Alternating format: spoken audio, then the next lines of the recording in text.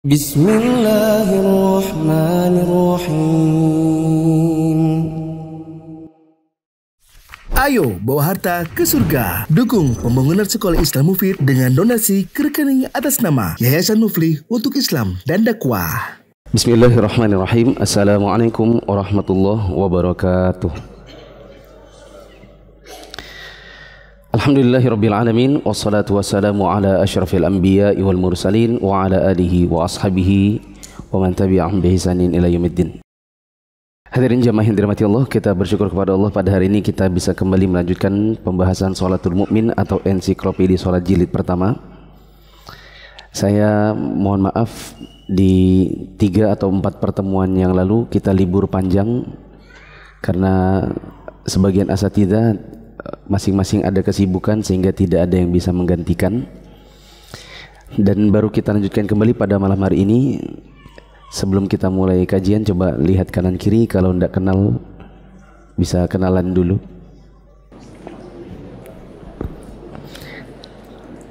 Kanan kiri ya.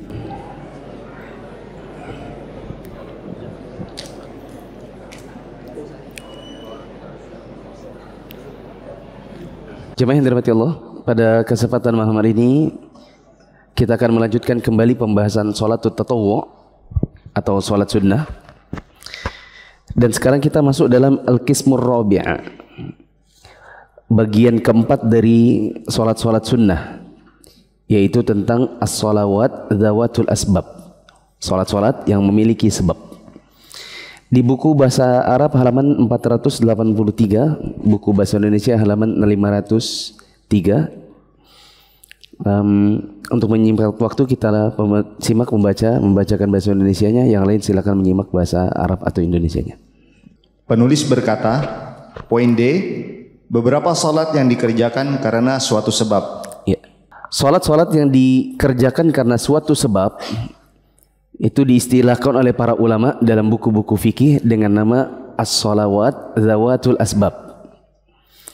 Teman-teman kalau sudah mengikuti kelas-kelas bahasa Arab, insya Allah memahami bahwa zawat itu adalah jamak dari zat, asbab itu jamak dari sabab, as-sholawat itu jamak dari as-sholah. Sehingga di sini konteksnya adalah kumpulan sholat. Jadi bukan cuma satu sholat, tetapi ada banyak sholat.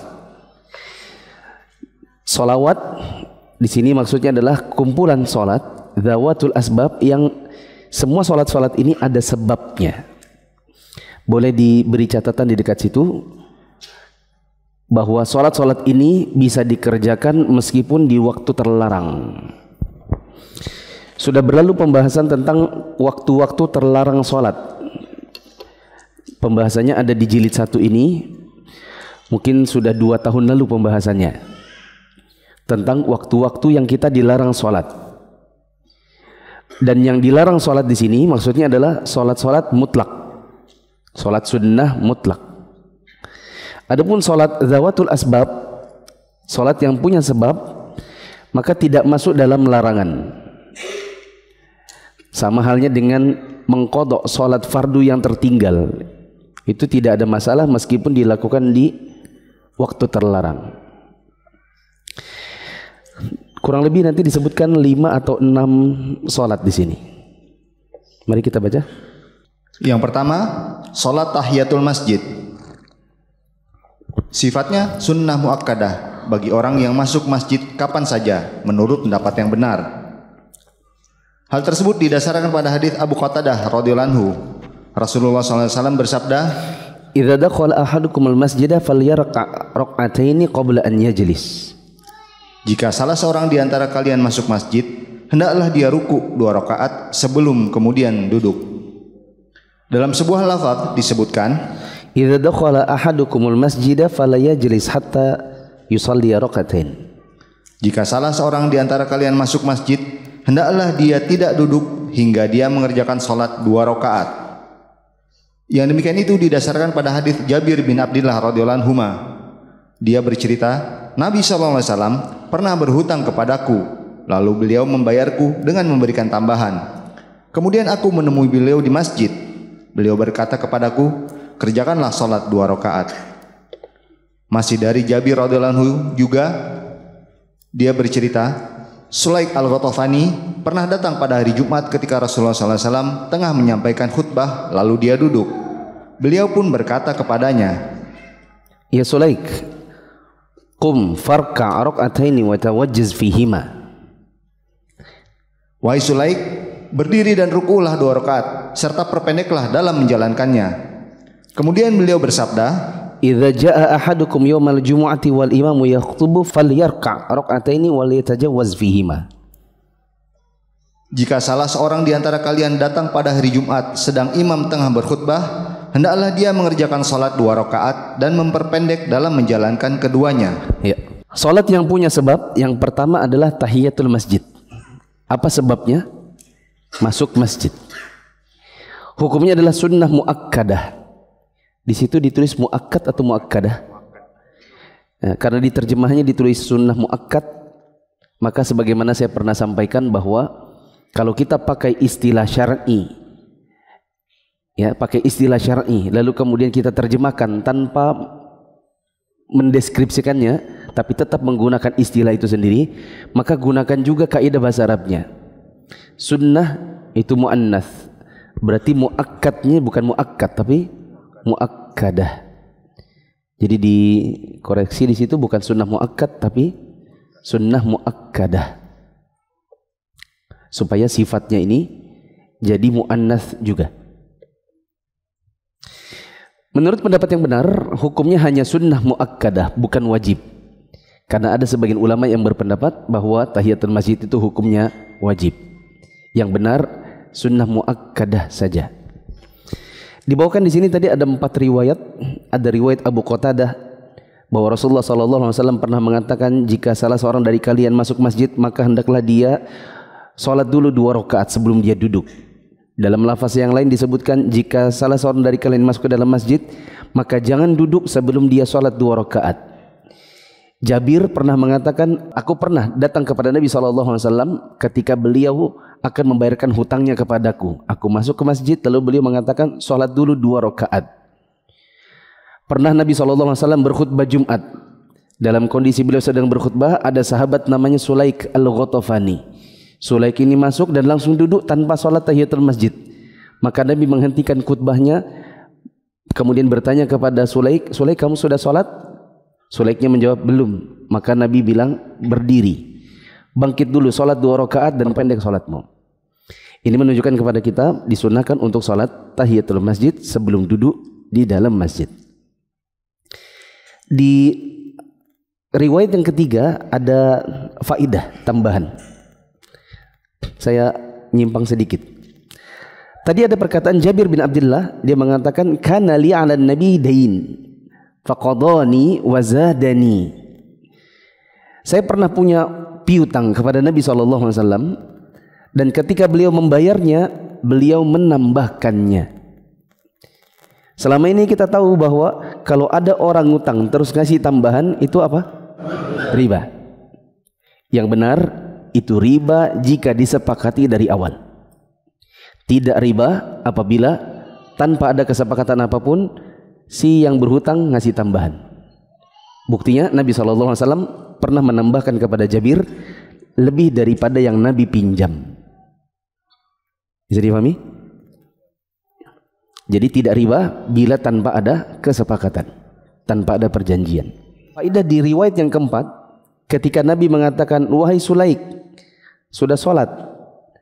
Belum. Maka Nabi bilang, bangkit, sholat dulu 2 rakaat dan perpendek sholatmu. Ini menunjukkan bahwa meskipun sudah terlanjur duduk, itu masih bisa sholat tahiyatul masjid. Dulu ada sebagian orang yang saya dengar, mereka mengatakan kalau sudah terlanjur duduk tidak bisa tahiyatul masjid.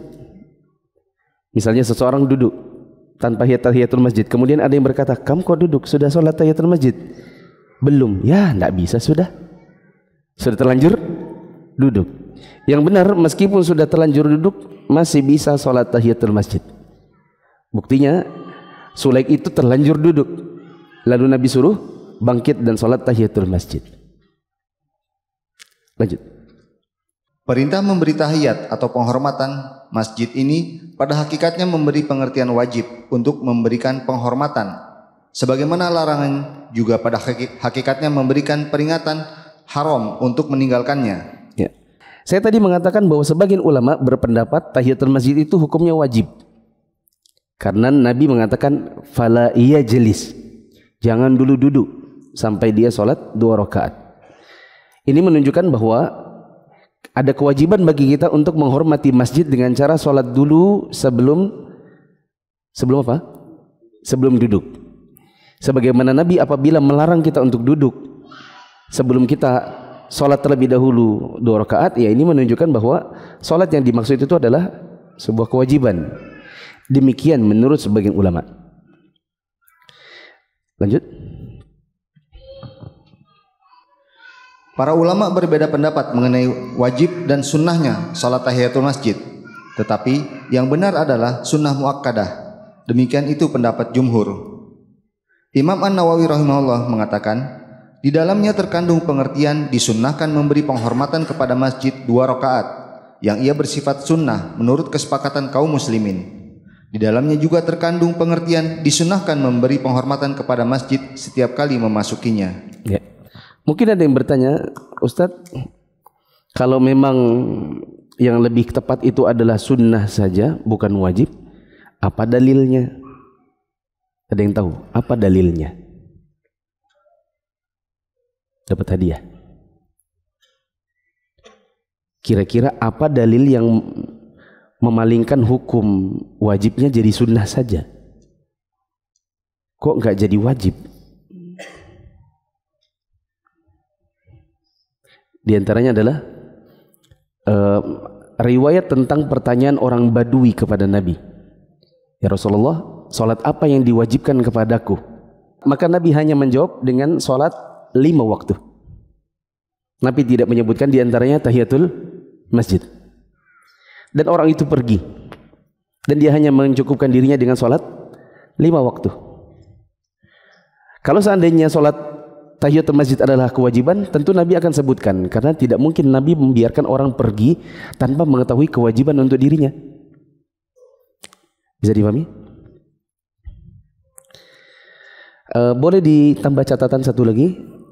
Tahiyatul masjid ini tidak berlaku untuk orang yang baru masuk Masjidil Haram untuk melakukan tawaf umroh atau tawaf kudum. Jadi kalau kita datang pergi umroh, semoga yang belum pernah Allah mudahkan, yang sudah berangkat lagi, masuk ke dalam Masjidil Haram itu tidak perlu sholat 2 rakaat. Tahiyatul masjid untuk Masjidil Haram adalah dengan tawaf langsung. Jangan berhenti, sini kumpul dulu, sholat dulu. Sholat apa? Sholat tahiyatul masjid. Kecuali kalau pas kita masuk pas jam sholat, misalnya sholat asar, atau kita datangnya jelang maghrib, kemudian makan dulu, kemudian masukin koper ke dalam kamar, kemudian kita langsung pergi ke Masjidil Haram. Datang waktu sholat isya misalnya, kita datang sudah iqomat, kita sholat dulu, nggak apa-apa, dikarenakan memang jam sholat. Adapun datang kemudian 2 rakaat tahiyatul masjid, maka ini tidak ada. Tahiyatul masjid di Masjidil Haram adalah dengan tawaf. Sudah dicatat? Sudah dicatat? Dicatat dulu. Tahiyatul masjid tidak berlaku untuk orang yang datang untuk mengerjakan tawaf umrah atau tawaf kudum.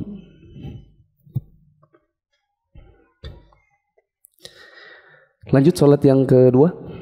Salatul qudumi minas safari fil masjid. Yang kedua, salat setibanya dari satu perjalanan yang dikerjakan di masjid. Ya. Salat sunnah yang kedua yang memiliki sebab adalah salatul qudum minas safar. Yaitu salat sunnah di masjid dikerjakan karena pulang safar.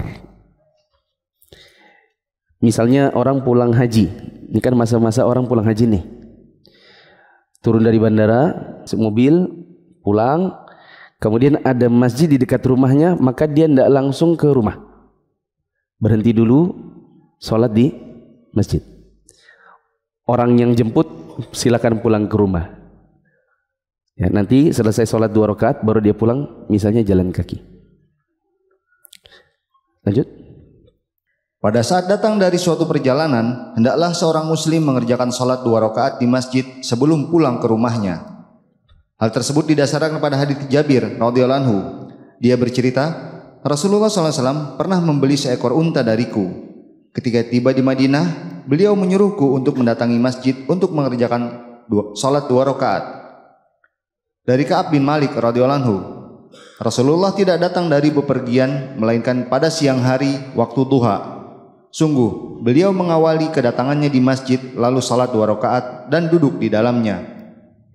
Imam An-Nawawi rahimahullah mengatakan, di dalam hadis-hadis tersebut terkandung pengertian disunahkannya salat 2 rakaat bagi orang yang baru datang dari perjalanan.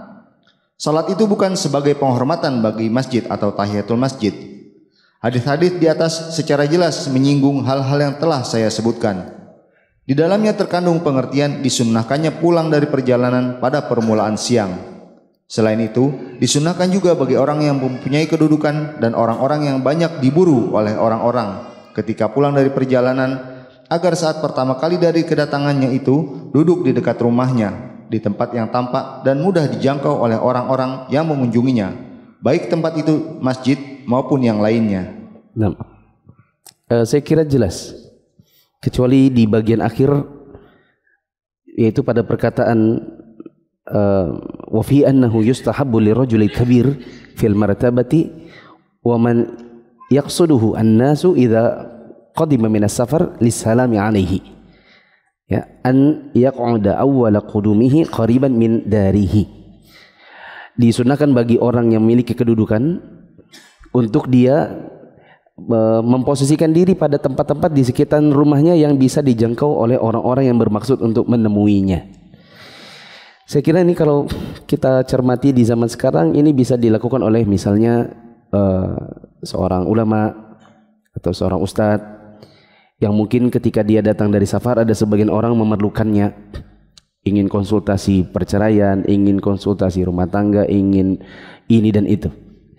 Adapun kita di zaman sekarang misalnya pulang haji, kita orang biasa pulang haji terus setelah pulang duduk-duduk di depan berharap orang nyapa Pak Haji, ya, terus berharap orang lihat bahwa kita sudah datang, pecinya nggak dipakai, kasih lihat botaknya supaya orang tanya, dari mana kok lama nggak kelihatan, supaya bisa bilang apa?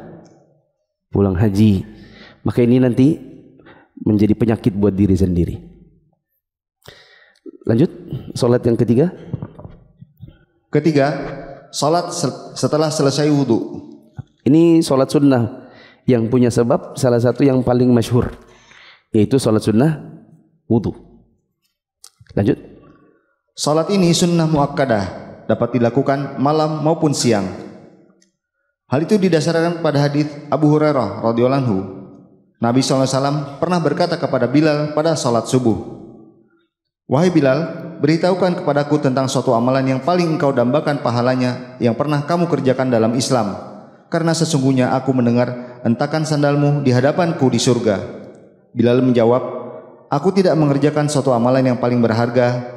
Aku tidak mengerjakan suatu amalan yang paling berharga. Hanya saja aku tidak pernah bersuci secara sempurna dalam suatu saat, baik pada malam maupun siang hari, melainkan aku akan mengerjakan salat yang telah Allah wajibkan kepadaku dengan kesucian tersebut." Nah, salat sunnah wudu ini sunnah muakkadah, sunnah yang ditekankan. Di situ muakkad atau muakkadah? Oh, ya berarti harus diganti semuanya, sunnah muakkadah. Nabi SAW pernah berkata kepada Bilal pada suatu hari, "Wahai Bilal, coba ceritakan kepadaku amalan yang kamu biasa kerjakan di dalam Islam, yang intinya kamu senantiasa mengerjakannya secara rutin dan kamu tidak senang kalau terluput darinya. Apa amalan ini sesuatu yang istimewa buatmu?" Maka Bilal mengatakan, "Saya tidak punya amalan tertentu yang demikian, kecuali bahwa apabila saya berwudu entah di siang hari atau di malam hari, melainkan setelahnya saya sholat dulu 2 rakaat atau sholat sebanyak yang Allah tentukan untuk saya." Dan ini yang disebutkan oleh para ulama, maksudnya adalah sholat sunnah setelah wudu. Menjadi sunnah muakkadah karena Nabi SAW sampai mengatakan, "Aku mendengar suara terompahmu berada di depanku di dalam surga. Ya, dan ini menunjukkan bahwa amalan ini amalan yang sangat berharga dan ditekankan. Nah, bisa dipahami ya? Saya melenceng ke satu masalah dari hadis ini. Berdasarkan hadis ini juga, sebagian ustadz-ustadz ada yang memiliki pemikiran ketika Nabi SAW tanya kepada Bilal, wahai Bilal, amalan apa yang kamu kerjakan sehingga saya mendengar suara terompahmu ada di hadapanku di dalam surga. Lalu Bilal menceritakan, saya sholat sunnah wudu. Nabi tidak tahu sampai-sampai Nabi tanya amalan apa. Ini menunjukkan bahwa sebagian sahabat itu punya bid'ah tersendiri, di mana mereka punya amalan baru yang tidak diketahui Nabi, sehingga kemudian Nabi SAW perlu bertanya, dan setelah bertanya Nabi membiarkannya. Ya, nah sebagian dai-dai ini menggunakan riwayat Bilal ini untuk mengatakan, jadi bid'ah itu tidak apa-apa kalau hasanah, kalau baik. Contohnya bid'ahnya Bilal sholat sunnah wudu. Maka kita jawab, pertama, seandainya pun ini adalah sholat sunnah yang merupakan bid'ahnya Bilal, lalu dianggap hasanah oleh Nabi, maka ketahuilah bahwa ketika itu masih ada Nabi yang Nabi kemudian memberikan stempel, oke, hasanah. Di zaman sekarang siapa yang bisa begitu? Siapa yang bisa bilang, oh ya baik, hasanah, saya legalisasi menjadi sebuah bid'ah yang hasanah? Siapa yang punya hak untuk mengatakan demikian? Ya. Yang kedua, ketika Nabi SAW bertanya, amalan apa yang kamu kerjakan Bilal, itu tidak bermakna kemudian Bilal meng-create sendiri. Tidak bermakna Bilal itu menginovasi sendiri baru Nabi tanya belakangan. Bisa jadi justru Nabi SAW yang sudah mengajarkan duluan, lalu Bilal merutinkan. Bisa dipahami? Jawaban yang ketiga, bahwa sunnah itu ada yang berdasarkan perkataan Nabi, ada yang berdasarkan perbuatan Nabi, dan ada berdasarkan perbuatan sahabat yang Nabi ketahui lalu Nabi legalisasi. Itu namanya ditakrir oleh Nabi. Sunnah itu perkataan Nabi, perbuatan Nabi, dan takrir Nabi terhadap perbuatan sebagian sahabat Nabi. Kalau di zaman sekarang siapa yang mentakrir? Dan kalau ada yang mengatakan itu bid'ah, bukan, itu bukan bid'ah. Sholat sunnah wudu yang dikerjakan Bilal bukan bid'ah, justru sunnah. Karena seandainya pun Nabi tidak pernah mengetahui sebelumnya, lalu Nabi menetapkannya sebagai sesuatu yang baik dan Nabi biarkan, itu menunjukkan bahwa itu sunnah. Karena sunnah itu salah satunya apa? Tadi? Takrir. Bisa dipahami? Nah, jadi ini bisa kita simpulkan bahwa ada sebagian orang yang melegalisasi adanya perbuatan bid'ah hasanah dengan berdalil pada perbuatan Bilal di sholat sunnah wudu, dan ada 3 jawabannya. Siapa yang bisa mengulangi 3 jawaban ini tadi? Dapat tas. Siapa?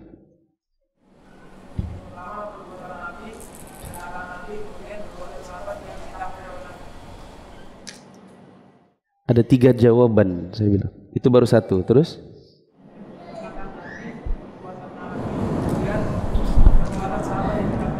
Bukan. Bagaimana cara kita membantah orang yang mengatakan riwayat ini menunjukkan adanya bid'ah hasanah? Ada 3 tadi jawabannya.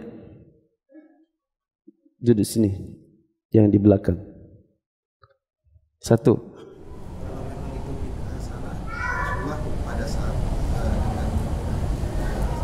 Kalau memang itu bid'ah hasanah, Rasulullah mengatakan misalnya itu hasanah di zaman sekarang siapa yang kalau itu adalah bid'ah hasanah, masih ada Nabi yang bilang hasanah. Di zaman sekarang kalau ada orang bikin bid'ah hasanah, yang bilang hasanah siapa? Yang punya hak ngomong begitu siapa? Terus, itu baru 1. Terus? Kedua. Jadi lupa saya. Dapat tas resletingnya doang nanti. Jika Bilal benar-benar melakukan inovasi, kalau Bilal betul-betul melakukan bid'ah, inovasi, maka ada Nabi saat itu Maka ada nabi saat itu yang nabi bilang, oh ya nggak apa-apa, itu adalah hasanah, masih ada nabi. Kalau di zaman sekarang siapa yang punya hak ngomong begitu? Terus? Perbuatan bila tidak berarti bahwa ini tidak disyariatkan. Perbuatan yang kedua jawabannya adalah perbuatan Bilal itu tidak bermakna bahwa Ini tidak pernah dicontohkan sama Nabi. betul. Jawaban yang kedua adalah bahwasanya ketika Nabi bertanya kepada Bilal, kamu amalannya apa Bilal? Nabi sebutkan sholat sunnah wudu, itu tidak bermakna Nabi tidak pernah mengajarkan lalu Bilal yang menginovasi. Bisa jadi Rasulullah sudah pernah mengajarkan sebelumnya lalu Bilal merutinkannya. Terus yang ketiga? Ada 3 sunnah, yaitu Yang ketiga bahwa sunnah itu terdiri dari 3. Perkataan, perbuatan, dan takrir. Apa itu takrir? Penetapan Nabi terhadap perbuatan sahabat bahwa iya oke ini ibadah. Ditetapkan. Semisal ada sahabat Nabi yang mesti rakaat 2-nya al-ikhlas. Pernah dengar? Ada seorang sahabat Nabi yang setiap rakaat 2 surat setelah al-fatihahnya selalu al-ikhlas. Itu ditetapkan oleh Nabi. Nabi tanya, kenapa kok dia bacanya al-ikhlas terus? Dia bilang ini surat yang di dalamnya terkandung zat yang saya cintai. Lalu Nabi bilang, oh ya Allah mencintai. Bilang sama dia, Allah mencintai dia juga. Nabi tetapkan. Itu namanya takrir. Dan takrir itu bagian dari sunnah. Sedangkan sunnah lawannya bid'ah. Kalau dibilang ini adalah bid'ahnya Bilal, kita bilang bukan. Ini adalah sunnah justru. Karena Nabi mentakrir perbuatan sahabat. Di dalam ini adalah Bilal. Bisa dipahami ya? Tasnya nanti diambil setelah Isya. Lanjut. Imam An-Nawawi rahimahullah mengatakan, di dalam hadis terkandung makna keutamaan salat setelah selesai wudu dan bahwasanya itu sunnah. Salat tersebut dapat dikerjakan pada waktu-waktu yang dilarang mengerjakan salat, yakni saat terbit matahari, saat tegak lurus, saat terbenam, dan saat salat subuh dan asar. Ya. Kata Imam An-Nawawi bahwa salat zawatul asbab di antaranya adalah salat sunnah setelah wudu, ini bisa dikerjakan meskipun di waktu-waktu terlarang. Waktu terlarang ini ada 5. Di sini tadi disebutkan. Kapan saja waktu terlarang? Pertama, ketika matahari sedang terbit. Yang kedua, ketika matahari tepat di atas kepala kita, di mana bayangan kita tepat di bawah kita. Yang ketiga adalah ketika matahari tepat sedang terbenam. Yang keempat adalah setelah sholat subuh. Dan yang kelima adalah setelah selesai sholat asar. Ini semua dilarang sholat sunnah mutlak. Adapun sholat zawatul asbab tetap boleh. Adapun sholat jenazah tetap boleh meskipun di waktu terlarang.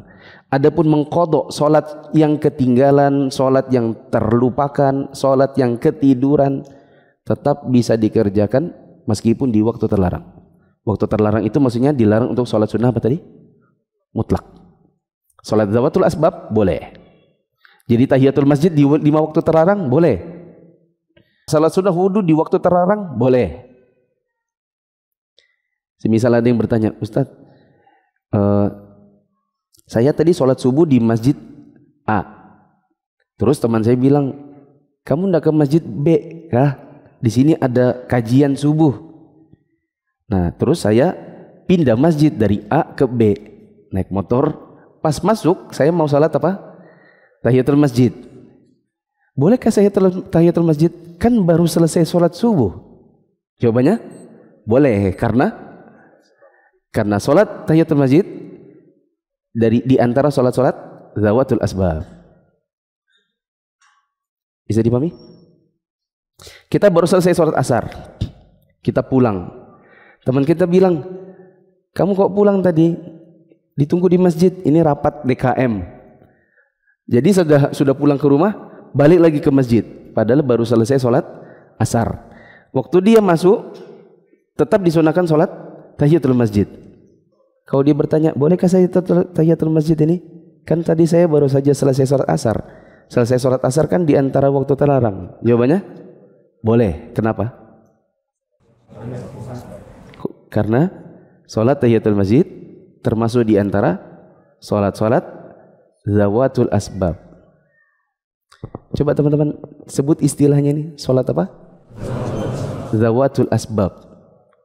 Ya, jadi nanti kalau ngobrol sama teman kantor, sama tetangga, itu namanya salat zawatul asbab. Kita tuh kelihatan kayak apa? Bukan sok pintar, tapi kelihatan ilmiah. Jadi nanti dia nanya, kamu kok sudah ngerti istilah-istilah begitu?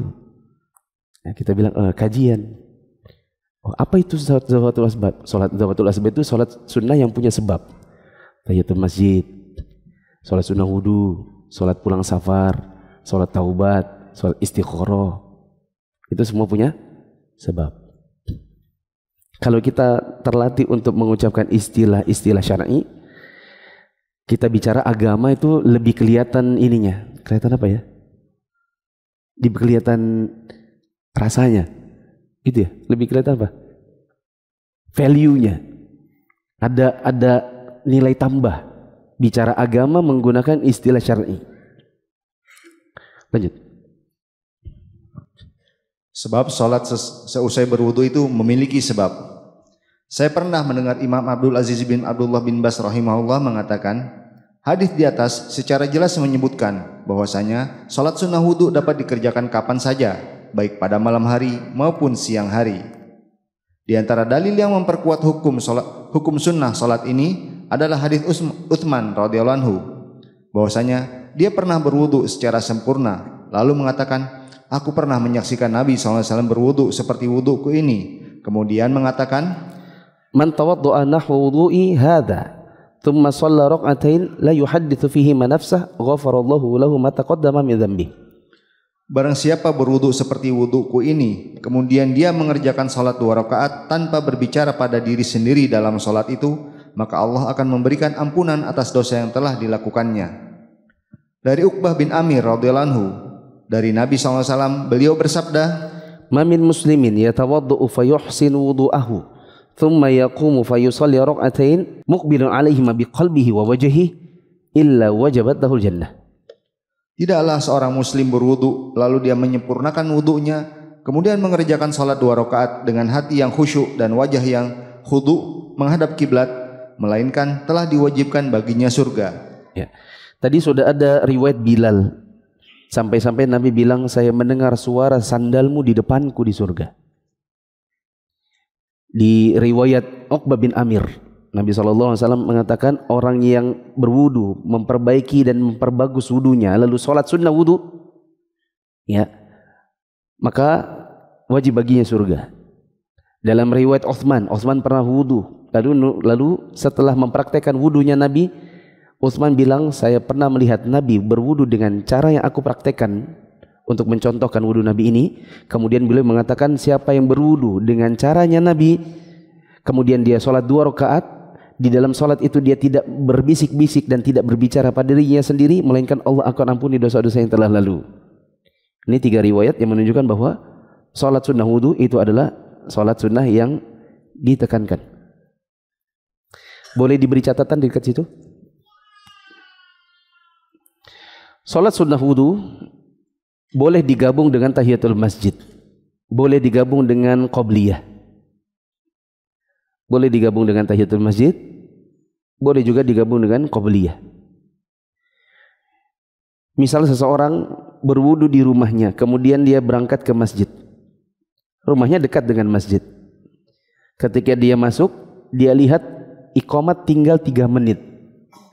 Kalau dia mau mengerjakan sholat secara terpisah-pisah, sholat sunnah wudu sendiri, tahiyatul masjid sendiri, qobliyah, subuh sendiri, dia kerjakan tidak cukup kalau 3 menit.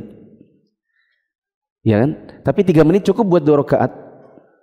Maka pendapat yang kuat di antara para ulama, boleh dia kerjakan 2 rakaat, niatkan 3. Itu niatnya adalah untuk sholat tahiyatul masjid, sekaligus sholat sunnah wudu, sekaligus qobliyah subuh. Nanti dapat pahala 3 sholat. Lanjut. Sudah dicatat? Sudah ya? Di antara yang memperkuat pendapat bahwa salat sunnah wudu itu dapat dikerjakan setiap waktu adalah hadis Buraidah radhiyallahu anhu. Dia bercerita, pada suatu hari Rasulullah SAW bangun pagi, Lalu beliau memanggil Bilal seraya bertanya, "Wahai Bilal, dengan apa kamu mendahuluiku masuk surga? Setiap kali aku masuk surga, aku selalu mendengar suara terompahmu di depanku. Aku masuk surga tadi malam, lalu aku mendengar suara terompahmu di depanku." Bilal kemudian menjawab, "Wahai Rasulullah, setiap kali aku selesai mengumandangkan adzan, aku selalu mengerjakan salat 2 rakaat. Dan setiap kali aku berhadas, aku selalu berwudu karenanya. Dan aku berpandangan bahwa Allah mempunyai hak atas diriku 2 rakaat." Maka Rasulullah SAW bersabda, "Jadi dengan keduanya kamu dapat masuk surga." Al-Hafidz Ibnu Hajar rahimahullah mengatakan, dengan demikian hal itu menunjukkan bahwa setiap hadas akan diikuti dengan wudu dan setiap wudu akan diikuti dengan salat setiap saat. Yang demikian itu juga yang menjadi pilihan Syekhul Islam Ibnu Taimiyah, bahwasanya salat sunnah wudu boleh dikerjakan kapanpun, sekalipun pada waktu larangan salat. Ya, sudah jelas. Salat yang keempat, salat istikharah. Yang keempat, salat istikharah. Saya mau menekankan untuk salat istikharah. Jadi salat istikharah ini kita kerjakan manakala kita dipilihkan. Boleh dicatat dekat situ. Salat sunnah istikharah. Istikharah itu artinya minta untuk dipilihkan oleh Allah.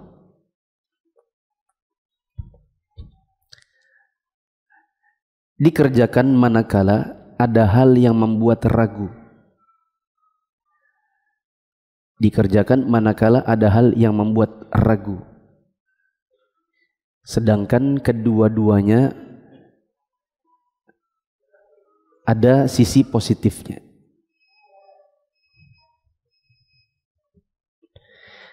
Adapun bila sudah jelas negatifnya, maka tidak ada istikharah. Seperti seseorang sholat istikharah berhenti rokok atau enggak. Ya, dia sholat istikharah terus dia berdoa, "Ya Allah, jika engkau mengetahui bahwa rokok ini adalah baik untukku, dekatkanlah aku padanya. Jika rokok ini buruk untukku, maka jauhkan aku darinya, jauhkan dia dari aku." Ini tidak ada sisi positifnya. Maka tidak ada yang namanya sholat istikharah karena perbuatan yang sudah jelas negatifnya. Saya contohkan misalnya 2 orang akhwat datang kepada seorang laki-laki. Entah yang satu direkomendasikan kakaknya, yang satu direkomendasikan bapaknya. "Ya mas, nikahi anak kami, mau ndak?" Datang 2 pilihan. Dua-duanya hafizah Quran. Dua-duanya misalnya yang satu lulusan STD Jember, yang satu lulusan ST Ali. Dua-duanya ya insya Allah salehah. Dua-duanya memiliki sisi positif yang banyak yang membuat dia bingung, maka dia sholat istikharah. Tapi kalau datang yang satu sudah jelas muslimah, jilbabnya besar, kemudian hafizah Quran, apalagi S1 syariah, yang satu lagi wanita kafirah, rok sepaha, kerjanya di klub malam, ndak usah lagi istikharah.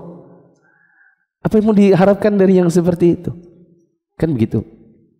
Dan ini manakala ada 2 hal yang membingungkan, ya, dan dua-duanya ini memiliki sisi positif. Adapun kalau yang satu itu jelas-jelas negatif, maka tidak perlu istikharah. Lanjut. Hal itu didasarkan pada hadis Jabir bin Abdillah radhiyallahu anhu. Dia bercerita, Rasulullah SAW pernah mengajarkan istikharah kepada kami dalam segala urusan, sebagaimana beliau mengajari kami 1 surah dari Al-Quran. Beliau bersabda, "Idza hamma ahadukum bil amri falyarka' rak'ataini min ghairi fariidhah. Tsumma liyaqul sampai situ dulu. Jika salah seorang di antara kalian berkeinginan keras untuk melakukan sesuatu, hendaklah dia mengerjakan salat 2 rakaat di luar salat wajib dan dia mengucapkan." Teman-teman yang dirahmati Allah, ini ada satu hadis. Di dalam hadis ini ada doa. Di tengah-tengah doa ada yang bukan doa.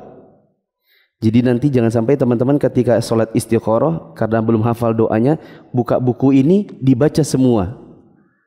Padahal ini hadis. Yang di dalamnya hadis ada doa. Setelah selesai sholat istikharah, yang dibaca hanyalah doanya, jangan baca haditsnya. Berarti bagian mana yang dibaca? Dikasih stabilo atau di garis bawahi ya. Sama-sama. Doanya berikut ini.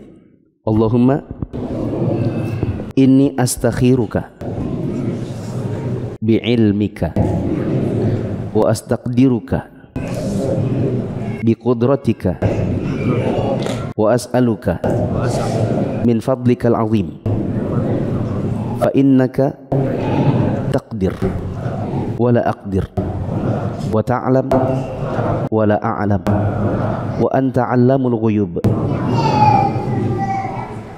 Teman-teman ngikut gak? Allahumma in kunta ta'lam anna hadzal amra. Nah, sampai situ. Terus yang di dalam kurung itu bukan doanya. Jadi jangan sampai nanti dibaca juga summa yusammihi bi'ainihi. Itu bukan doa yang di dalam kurung. Itu apa? Nanti kita baca terjemahnya.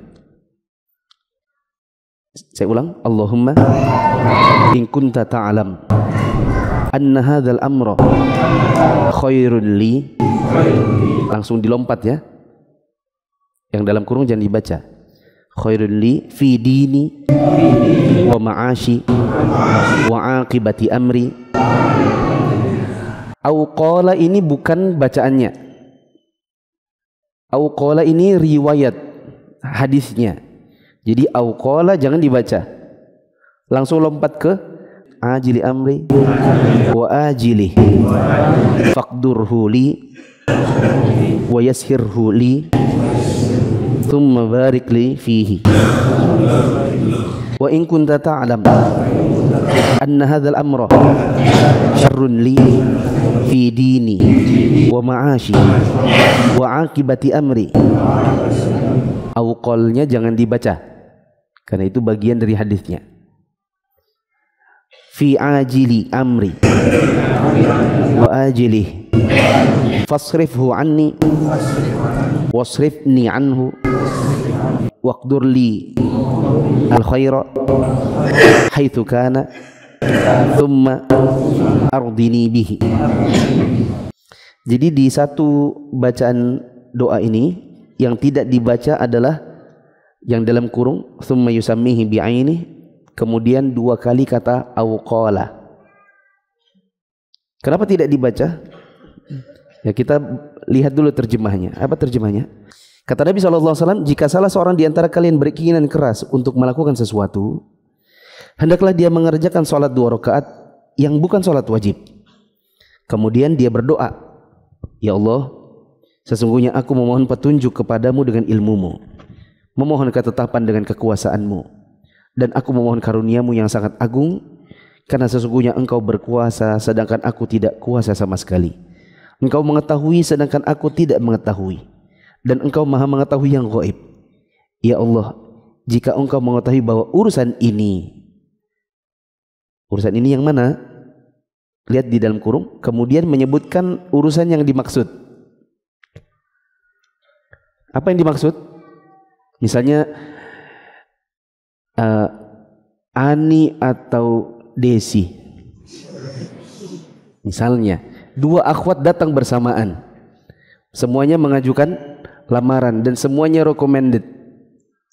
Ya, terus dia bingung yang mana yang mau diambil. Dua-duanya tidak boleh. Dimarahin mama. Ya, suruh pilih satu. Maka dia mengatakan, ya Allah, jika engkau mengetahui bahwa urusan ini antara Ani dengan Desi, yang mana yang baik? Engkau tahu yang lebih baik bagi diriku, agamaku, kehidupan dan akhir urusanku. Atau mengucapkannya jangan dibaca. Baik dalam waktu dekat maupun yang akan datang, tetapkanlah ia bagiku, mudahkanlah ia untukku. Kemudian berikanlah keberkahan kepadaku dalam menjalankannya. Jika engkau mengetahui bahwa urusan ini antara si Ani dengan Desi itu, yang mana yang buruk bagiku dalam agamaku, kehidupan dan akhir urusanku, baik dalam waktu yang dekat maupun yang akan datang, jauhkanlah urusan itu dariku dan jauhkanlah aku darinya. Serta tetapkanlah yang baik itu bagiku dimanapun kebaikan itu berada. Kemudian jadikanlah aku orang yang ridho dengan ketetapan tersebut. Bisa dipahami? Jadi di satu hadis ini tidak semuanya dibaca. Ya. Tentu yang memahami bahasa Arab akan lebih mudah memahami yang mana yang dibaca, yang mana yang tidak. Bisa dipahami teman-teman? Lanjut ke lafaz yang di bawahnya. Dalam sebuah lafaz disebutkan Tsumma raddini bihi. Artinya, kemudian jadikanlah aku orang yang ridho kepadanya. Jadi yang dikerjakan adalah salat 2 rakaat dan dia membaca doa ini ya, untuk minta kepada Allah agar dipilihkan yang mana yang lebih baik untuknya. Dulu saya dapati sebagian orang setelah dia istikharah dia masih pakai undian lagi, pakai koin ditos.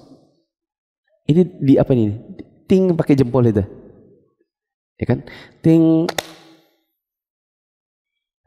wayang, oh berarti ani. Angka berarti desi. Nah, tidak seperti itu. Setelah doa, nanti Allah akan berikan kepadanya ketetapan hati dengan menimbang-nimbang. Oh, yang ini lulusan pondok.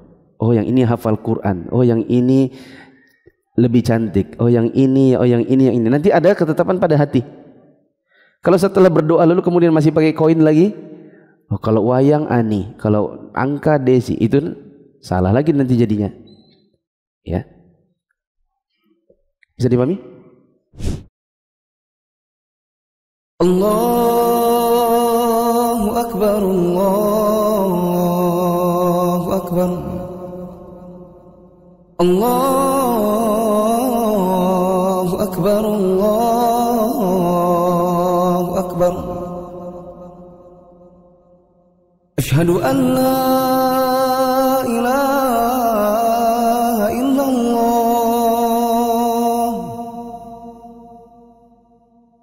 Asyhadu an la ilaha illallah.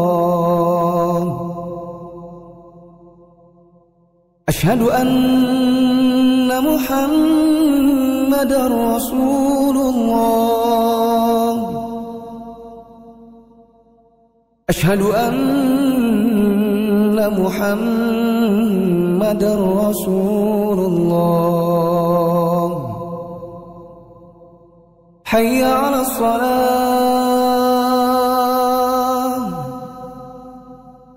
Hayya 'alas shalah. Hayya 'alal falah.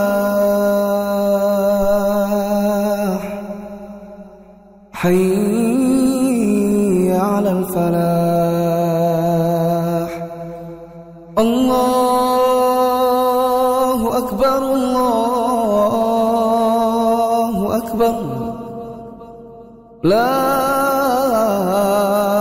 ilaha illallah. Lanjut dikit lagi. Syekhul Islam Ibnu Taimiyah rahimahullah memilih untuk berpendapat bahwa seorang muslim itu boleh mengerjakan salat istikharah pada waktu-waktu yang dilarang mengerjakan salat dalam urusan yang akan hilang jika ditunda-tunda sampai waktu yang dibolehkan. Ya. Intinya salat istikharah di waktu terlarang pun boleh. Kenapa? Kenapa tadi? Karena salat istikharah di antara salat-salat zawatul asbab. Salat yang terakhir yang kelima. Kelima, salat taubat. Hukum salat ini sunnah. Hal itu didasarkan pada hadis Ali radhiyallahu anhu.